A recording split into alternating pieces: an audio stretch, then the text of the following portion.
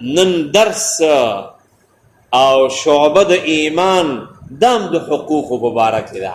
نو څلور شپېتمه شعبه څه ده د ایمان؟ هغه دا ده باب فی رحم الصغیر و توقیر الکبیر. څلور شپېتمه شعبه دا ده چې په وړو باندې رحم کوه، په کشرانو باندې رحم کوه او د مشرانو عزت کوه.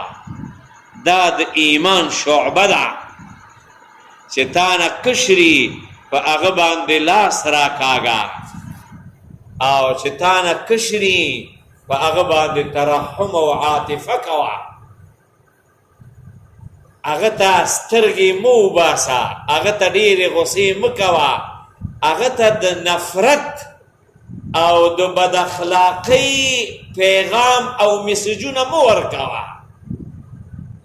هغه ته د ترحم او د مینې او د محبت خوږې خوږې ګلدستې ورکه. د جان او د قربان الفاظو باندې مخاطب کا، په سر باندې ورته لاس راکاږه. بچیا اگر که ستا بچی نه د ګاونډي دی، د پردي دی، د یهودي بچی دی، د نصراني بچی دی او وړوکی کشر دی، لاس نه راونیسه او په سر باندې لاس راکاږه ورته. دا ستا په ده سر باندې لاس راکاږل دا د ده په زړه کې ستا د مینې نقشه او رسم جوړول دي. یو عالم چاته ویلي چې تا نه کشري پې رحم کوه او چې تا نه مشري نو د هغه عزت کوه. او شاګرد ته ویلي، نو شاګرد ورته ویلي استاذه ولې؟ وی ځکه چې تا نه کشري هغه به هغه ګناه نه یې کړي کومه چې تا کړې ده، نو ځکه پې رحم کوه. او چې تا نه مشري عزت یې کوه ځکه هغه به هغه نیک عمل کړی چې تا نه دی کړی. لا اله الا الله. د دې علماو د خوږو خلونه الله څومره خوږې خبرې راوباسي زمونږ د تربیت دپاره او زمونږ یعنی دا علما حق پرسته علما دا غواړي چې ما و تا نه یو قیمتي لال و جوهر جوړ کړي، قیمتي مرغلره رانه جوړه شي چې اگر که د دنیا نه لاړمه د خاورو لاندې پروت یمه، خو لیکن دا مرغلله د دې ښکلا او رڼا دا نه ورکېدونکې ده. هر څوک به درته دعاګانې کوي، د رحم مسیجونه او رسالې به قبر ته درته لیږي. الله فلانی باندې رحم وکړه، الله په فلانی باندې رحم وکړه. الله د رحم قابل انسان دی. الله د ځمکې سر نه لاړو خدا نه دی تلی. دی وجنا ابو هریره رضی الله عنه فرمایي څه وی؟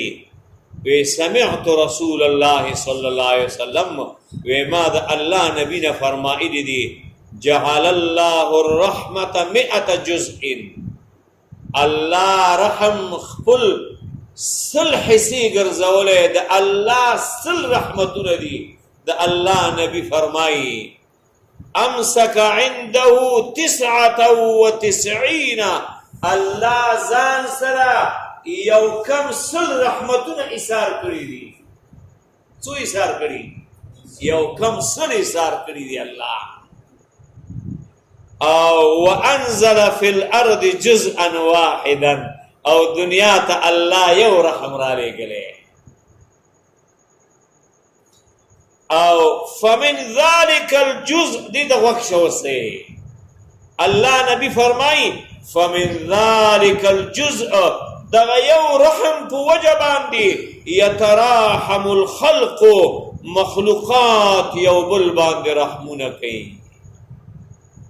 مخلوق یو بل باندې رحم او شفقت کوي او ترحم او مهرباني کوي، یو بل سره احسان او ښېګڼه کوي.